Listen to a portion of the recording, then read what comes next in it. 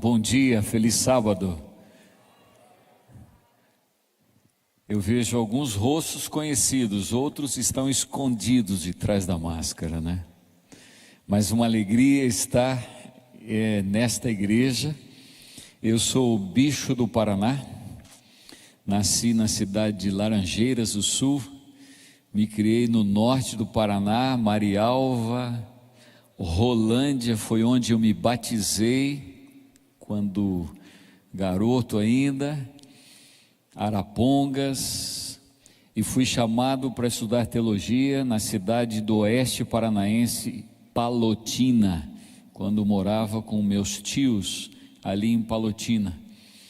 Então, Paraná fez parte da minha vida. Eu não comecei o ministério no Paraná, comecei o ministério no Mato Grosso, mas como diz o pastor, eu andei bastante em várias uniões, e eu lembrei, quando ele falou isso, eu lembrei da voz da minha mãe dizendo assim: anda mais que notícia ruim. Você já conhece essa expressão? Mas alguns momentos de minha vida tive vontade de dizer não para algum chamado que o Senhor me colocou. Mas desde o momento em que eu fui fazer teologia, que eu escolhi colocar ali o que é que eu queria estudar teologia, tinha a opção de estudar pedagogia, que era um sonho meu também, porque meus pais são professores, e eles foram obreiros nesse estado mesmo do Paraná. Provei a Deus, e Deus me indicou que Ele tinha feito o chamado, e há vários momentos em minha vida. Então eu queria mesmo estudar teologia, porque Deus estava dirigindo. Quando eu volto os olhos para esses momentos, eu só posso ter a certeza de que é Deus dirigindo a minha vida, é Deus dirigindo, e eu tenho que fazer isso. Assim que eu estava falando com o pastor André, duas certezas para aceitar esse desafio. Primeira grande certeza é de que Deus está no comando dessa igreja e continuará no comando dessa igreja. Segundo grande desafio, diante desse desafio, segunda grande certeza é a certeza de que eu não vou sozinho. Eu tenho um exército de irmãos dispostos a enfrentar esses dias solenes que marcam os dias anteriores à volta de Jesus. Amém? E é por isso que eu me fortaleço nesse sentido.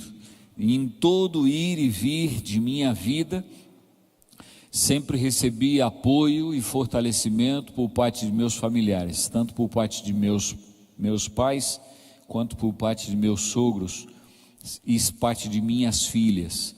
Hoje eu tenho aqui conosco minhas duas filhas que moram em Curitiba com seus esposos, Monize e Renan, Thaís e Alisson. Eles moram aqui, então todas as minhas férias a gente volta para cá. Bom, esse sábado o pastor já falou que esse sábado marca o sábado de jejum e oração.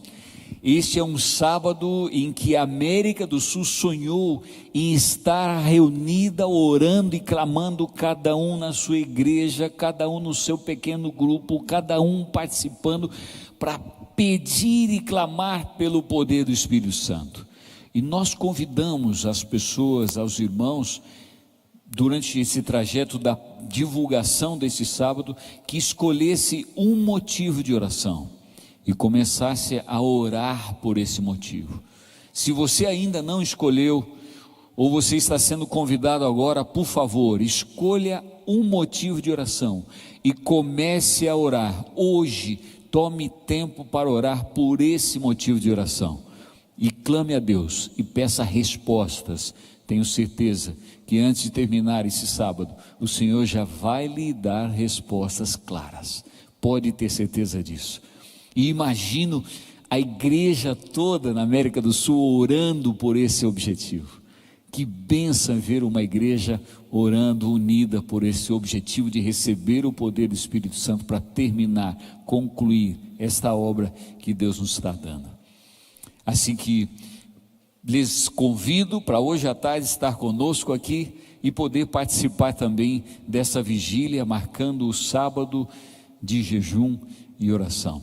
Quero convidá-los a abrir suas Bíblias. Lá na igreja de Marialva, alguns dos nossos irmãos na famosa Liga JA fazia aquele plano, armas ao alto. Você já viu isso? Armas ao alto, é a Bíblia na mão. Aí nós conseguimos a vitória da mensagem espiritual. E quero vos convidar a abrir suas Bíblias em 1 Pedro, capítulo 3, e vamos ler o versículo 12. Mantenha a Bíblia aberta e vamos orar ao Senhor. Querido Deus, fale o Espírito e não o homem.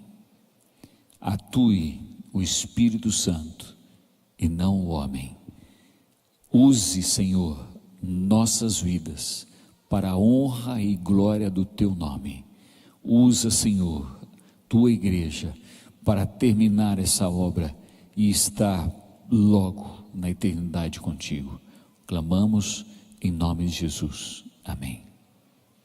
1 Pedro capítulo 3, versículo 12 diz: porque os olhos do Senhor repousam sobre os justos e os seus ouvidos estão abertos às suas súplicas, mas o rosto do Senhor está contra aqueles que praticam males.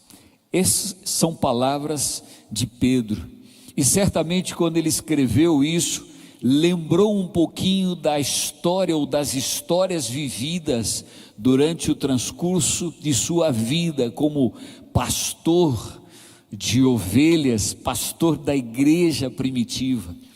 E você volta os olhos e vê exatamente isso, e de maneira especial em Atos capítulo 12, vos convido a abrir suas Bíblias, em Atos capítulo 12, a história é uma história linda.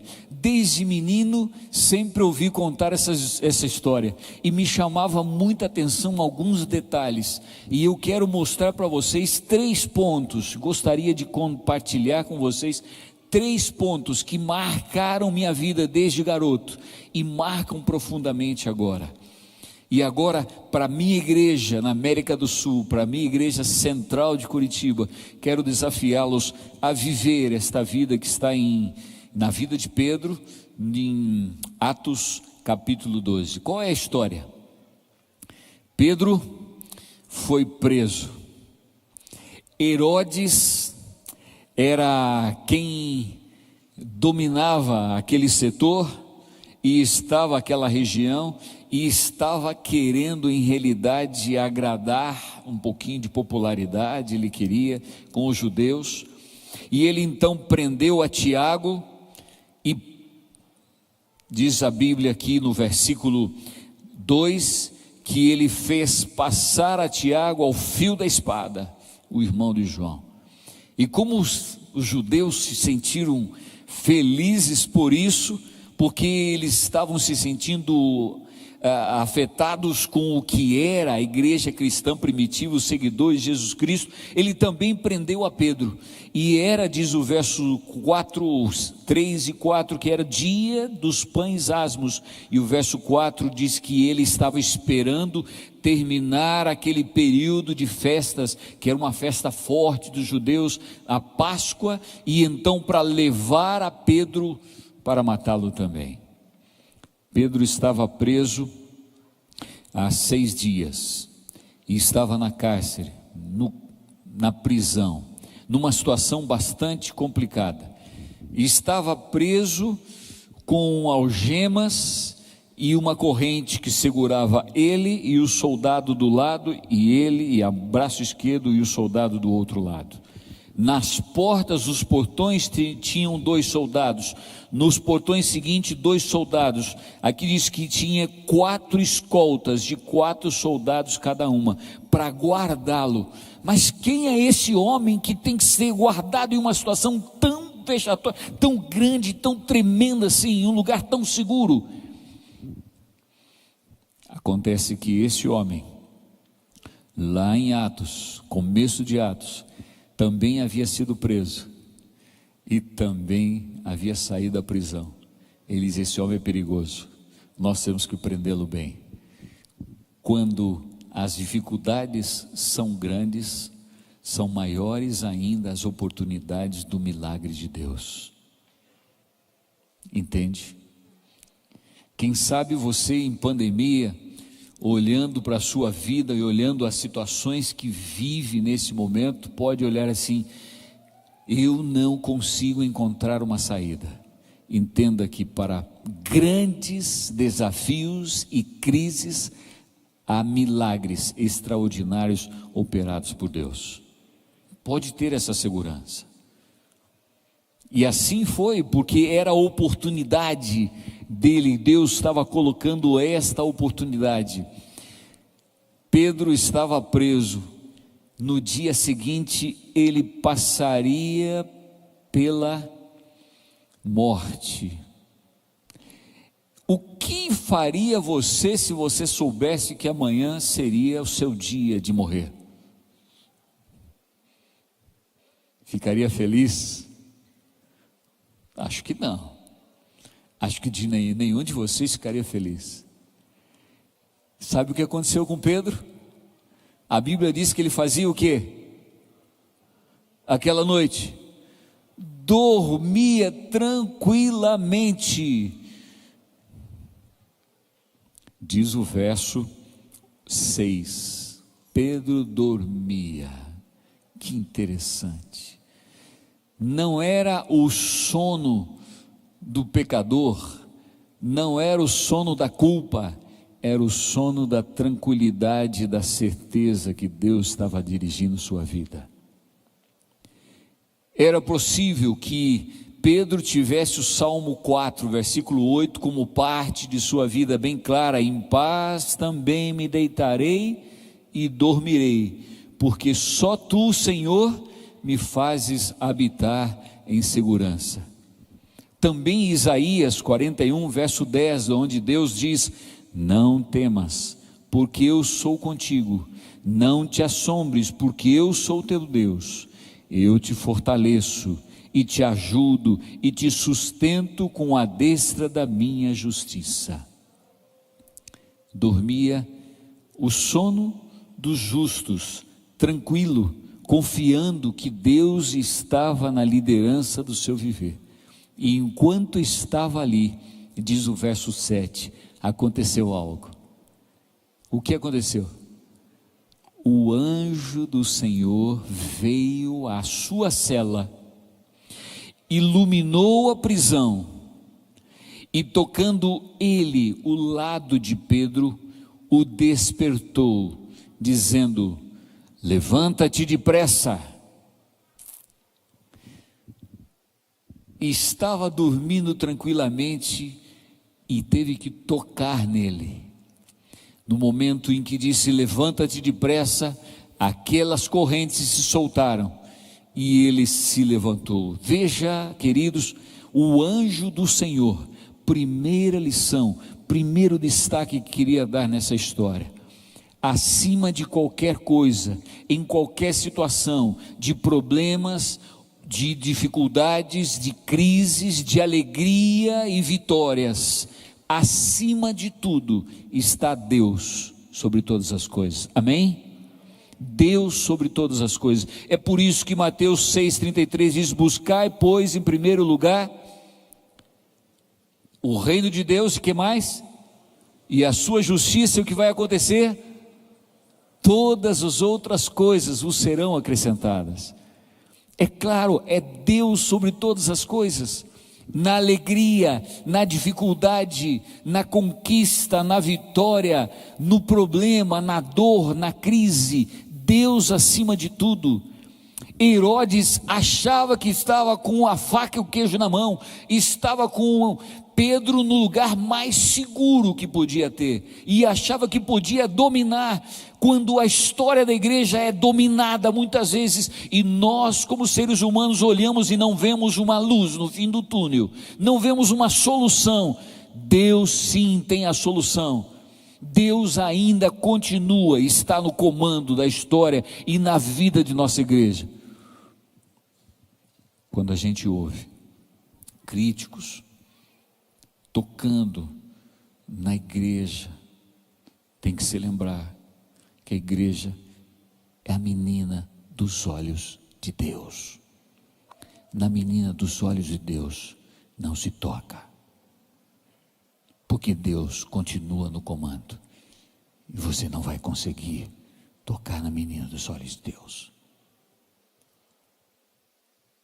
No lugar mais seguro que podia haver, Deus foi e enviou o seu anjo, e o anjo veio, chamou, tocou nele, rápido, depressa, sai. E qual foi a primeira atitude de Pedro quando estava ali? Veja lá, quando ele despertou, disse-lhe o anjo, versículo 8: cinge-te as calças, as sandálias. E ele assim o fez, e disse-lhe mais: põe a capa e segue-me. Como é que uma pessoa pode colocar as sandálias? Em pé? Como que ele faz para colocar as sandálias? Que posição é esta?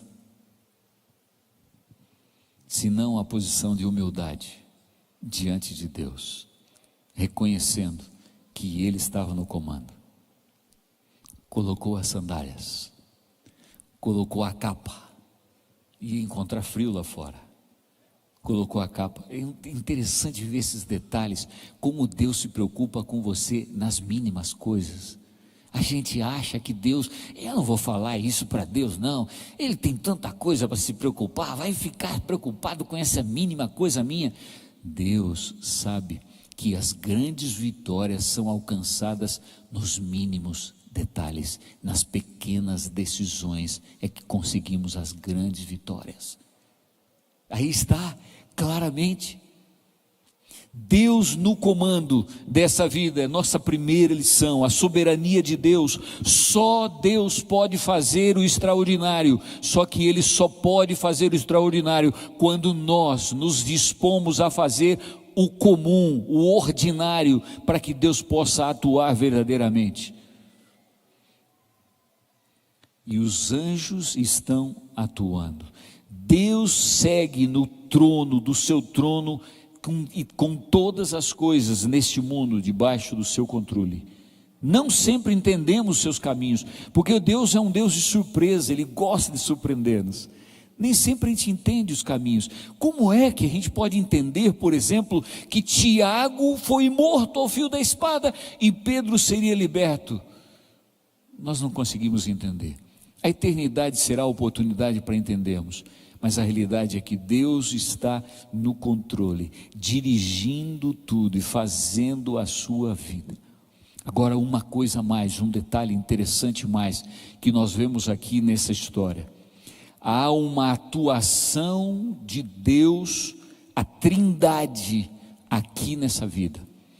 Aqui nós vemos Deus Pai no controle de todo o universo, Deus Filho, Jesus Cristo, como o sentido da vida de Pedro, e o sentido da vida da igreja, o sentido da vida dos apóstolos, o sentido da vida dos diáconos. Aqui nós vemos Jesus Cristo, e também vemos o Espírito Santo, porque quando folheamos a história da igreja primitiva em Atos, que é chamado Atos dos Apóstolos, em realidade é Atos do Espírito Santo atuando na igreja primitiva.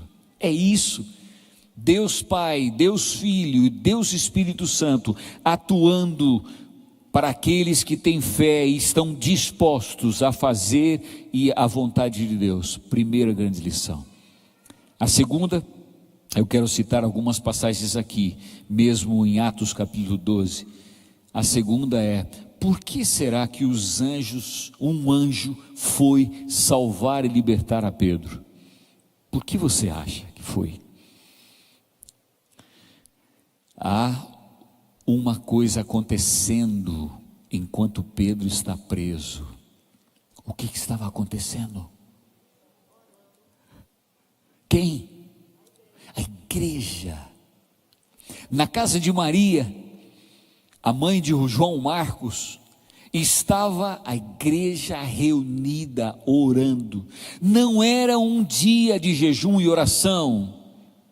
Já haviam passado 6 dias que Pedro estava preso. 6 dias eles estavam orando, seguiam clamando, tinham súplicas. Quando a igreja ora unida, grandes coisas acontecem. Há um pensamento no livro Batismo do Espírito Santo, que diz mais ou menos assim: quando Deus quer abençoar, Ele põe a igreja para orar. Quando Deus quer abençoar, Ele convida a igreja para orar. E a igreja foi orar. A igreja se reuniu. Não eram poucos, diz aqui, eram muitos. O versículo 5 estava guardado no cárcere, mas havia oração incessante por parte da igreja a favor dele. O verso 12 diz: na casa de Maria, mãe de João, cognominado Marcos, onde muitas pessoas estavam congregadas e oravam. Diga para mim, o que é que eles estavam orando? Por Pedro? Mas por quê? O que ele precisava? Que Pedro precisava do quê? Libertação. Eles estavam orando por... Alguém tem alguma dúvida de que eles estavam orando para a libertação de Pedro? Acho que não. Era esse o motivo da oração. Que interessante.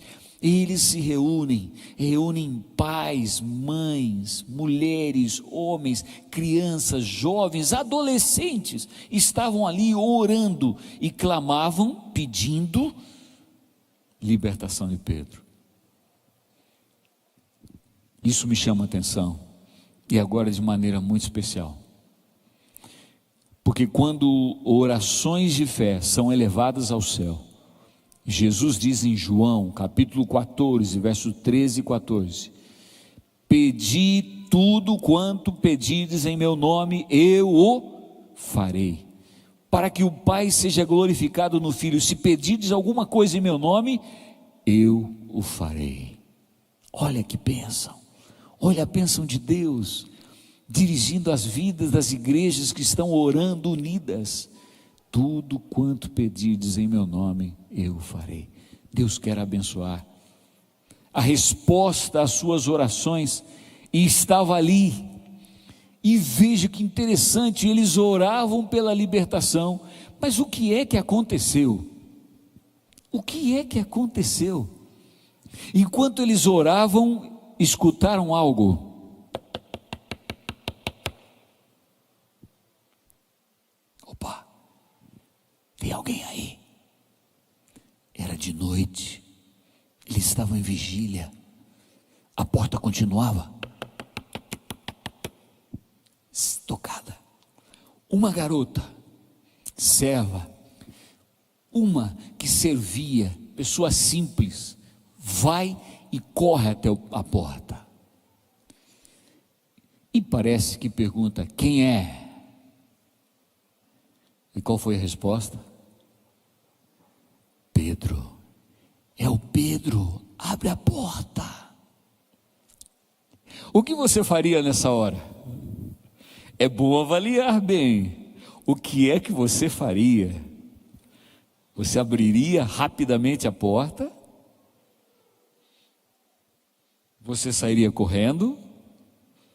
E chamaria os outros? O que você faria? Primeiro, se vê aqui que Rode conhecia e sabia quem estava ali. Agora veja, eu vou chegar nesse terceiro ponto. No segundo ponto, em realidade, a igreja está clamando por um milagre, e quando recebe o milagre, o que acontece? Ela voltou para lá, Pedro está na porta. Como você sabe? Oxe, eu conheço, desculpa, o baianês saiu aqui. Baiana? Eu conheço a voz de Pedro, eu já assisti muitos sermões dele, eu já sou amiga dele. É Pedro. E eles disseram: você está louca. Para um pouquinho. Você já recebeu alguma vez uma bênção de Deus que foi tão grande que você disse: não pode ser, não acredito.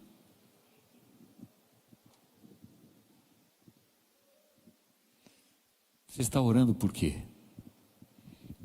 Por que você está pedindo para Deus, se não quer receber a bênção?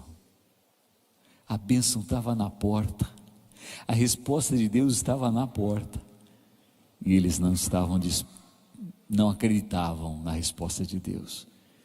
Que lamentável.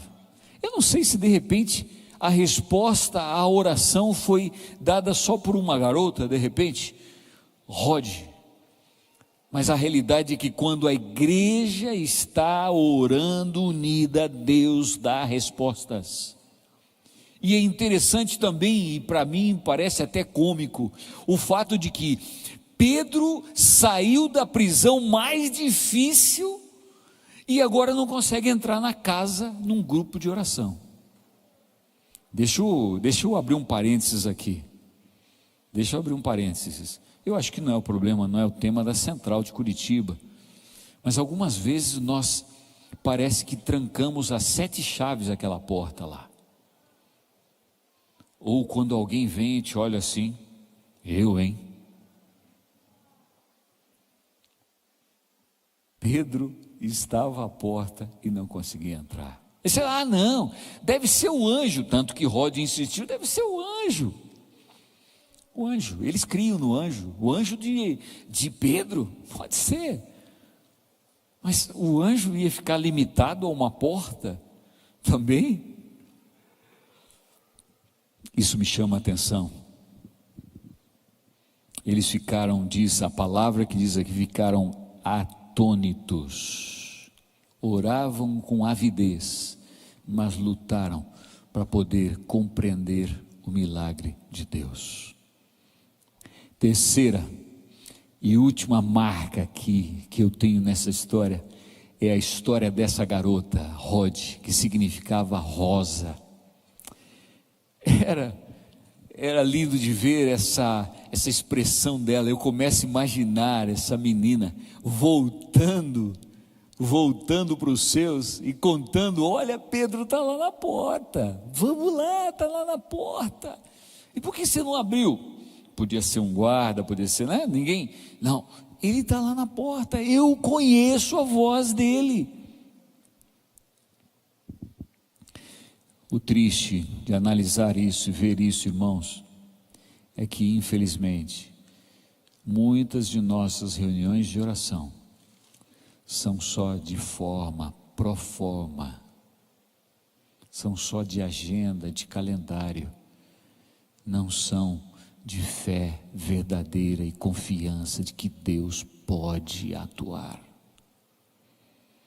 Infelizmente, esse tipo de ação gera dúvidas, gera má compreensão, incredulidade, e é por isso que infelizmente muitas vezes pessoas que não conhecem os cristãos dizem: eles são hipócritas. E eu não creio que os cristãos sejam isso. Eu acredito que há pessoas que sejam hipócritas, mas os cristãos não são hipócritas. Eles têm fé, eles confiam em Deus, eles clamam a Deus, eles aceitam que Deus está dirigindo. E uma coisinha mais, Rod era uma adolescente, possivelmente, era uma adolescente. Qual é o espaço que o adolescente e o jovem têm na sua igreja? Qual o espaço das novas gerações na sua igreja?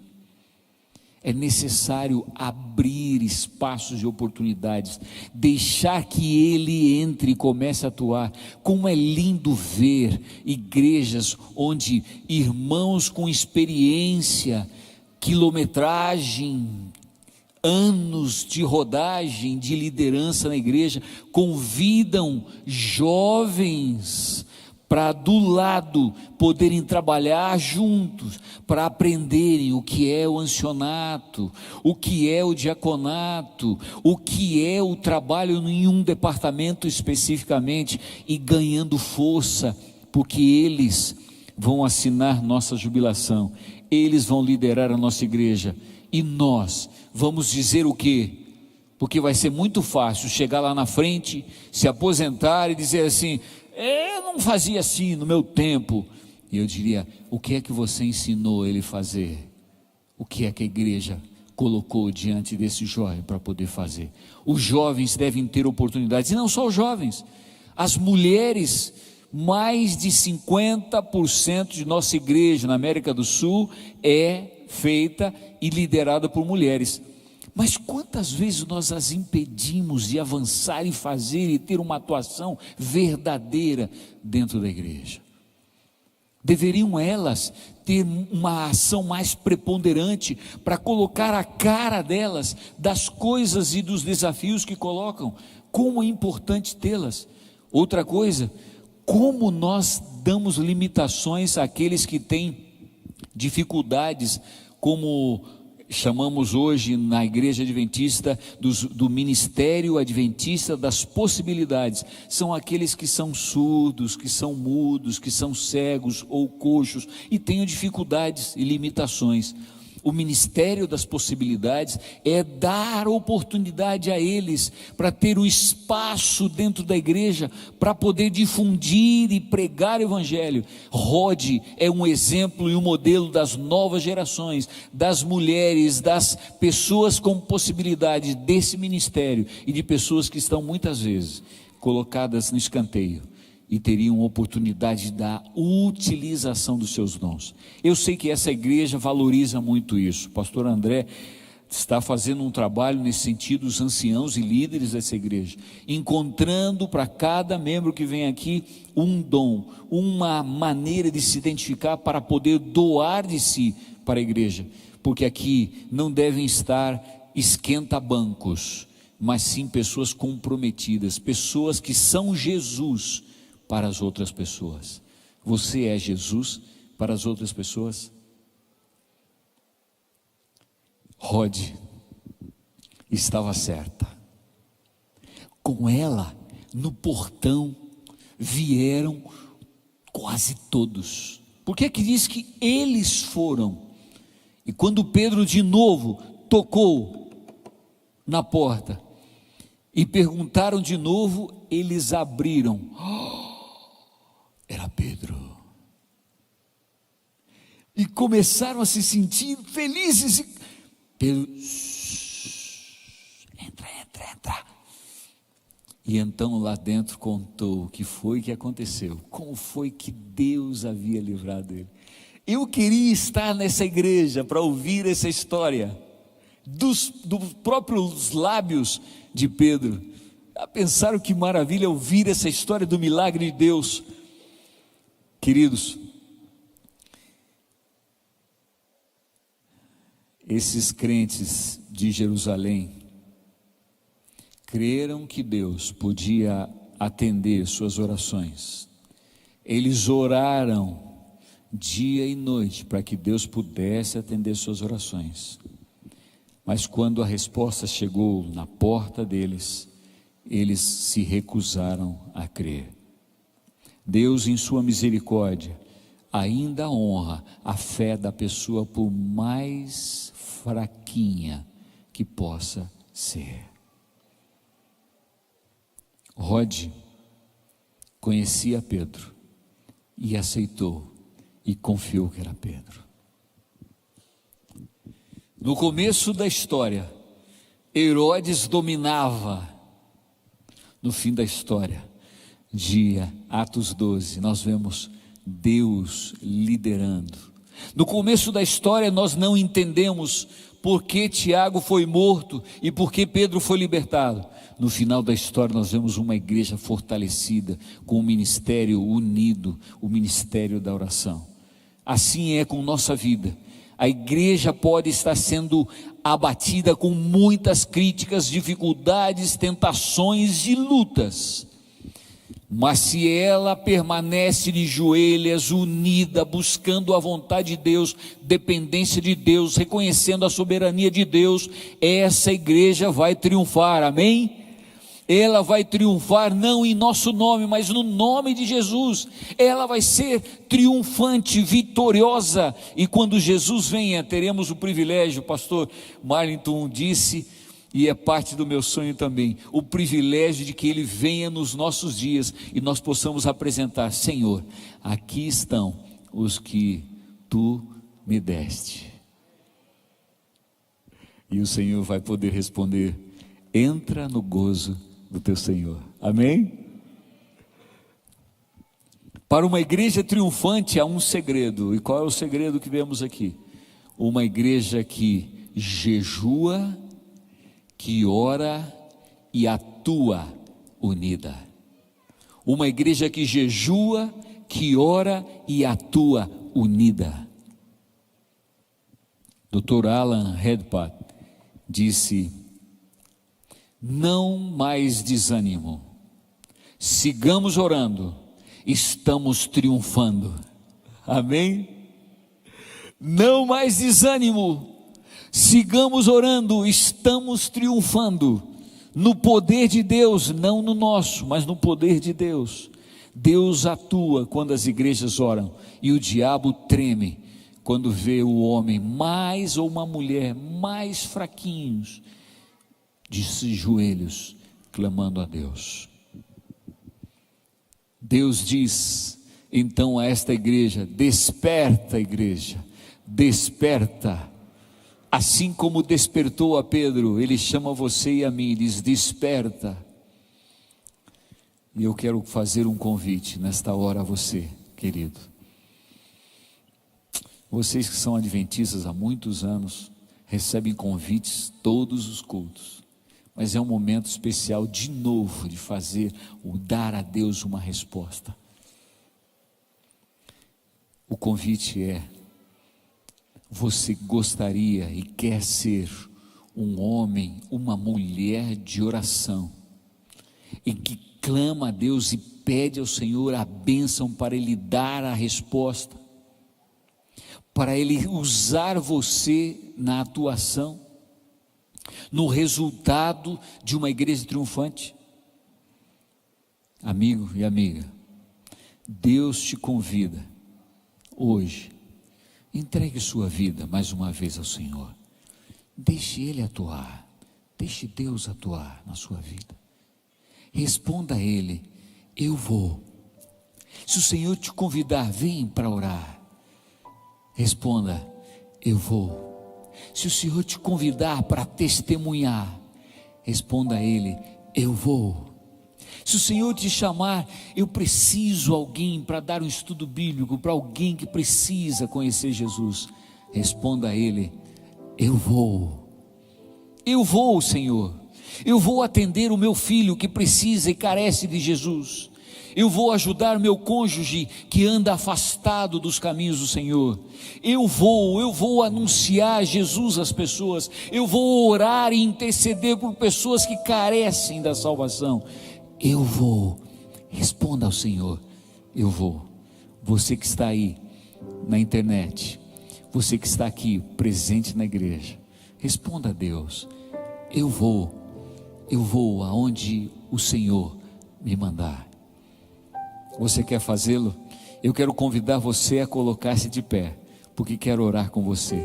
Eu quero convidar você que está lá em casa também. Levante-se, coloque-se diante do seu celular, do seu computador, diante da sua televisão, e diga: eu vou. Glória a Deus. Quero orar por vocês. Quero clamar a Deus para que derrame o seu Espírito sobre suas vidas. E essa igreja cheia do Espírito porque está cheia de pessoas cheias do Espírito. Vamos orar.